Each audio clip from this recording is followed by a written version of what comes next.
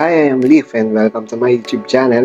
Kung bago ka pa lang sa aking channel at mahilig ka sa mga ganitong klaseng videos, ay maaari mo na rin i-subscribe ang aking channel at i-hit mo na rin ang notification bell para updated ka sa aking mga latest videos.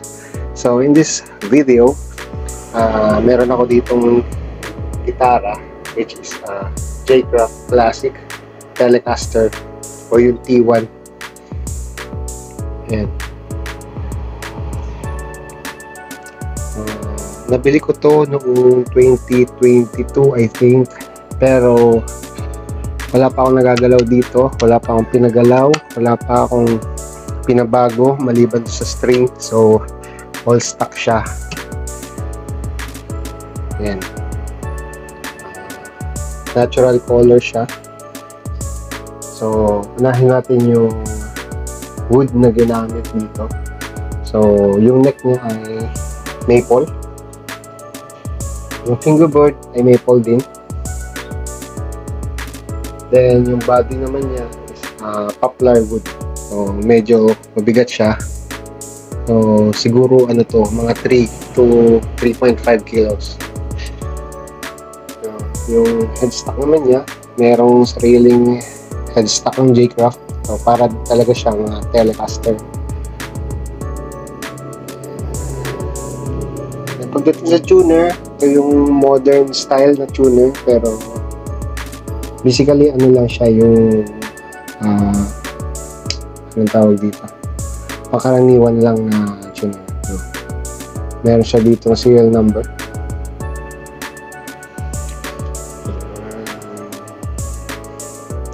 Pagdating naman sa nut, gumamit ang J-Craft ng synthetic bone. Yung fret niya is a nickel, medium size. Tapos yung radius niya is 10.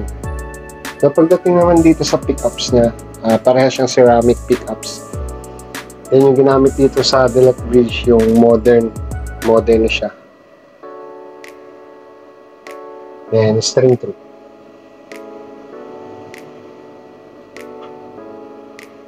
Pagdating naman sa knobs, merong 1 volume, merong 1 tone, then 3-way selector. So basically, pag neck ito, naka number 1 siya, then number 2 parehas gumagana, then 3 bridge ko. So try natin siyang i-connect direkta sa yung tawag dito, sa audio interface para marinig natin yung actual sound niya. So tara.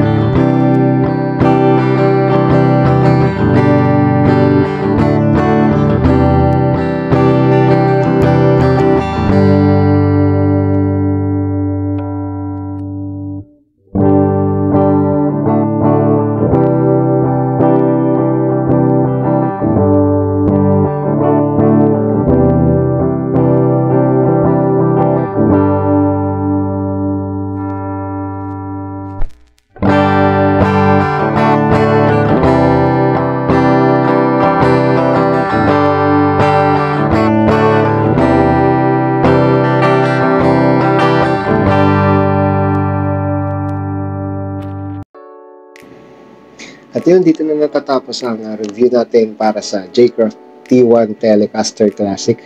So, sana nakatulong ang video na ito para makapag-decide ka. At muli, ako si Leaf. At hanggang sa susunod na video.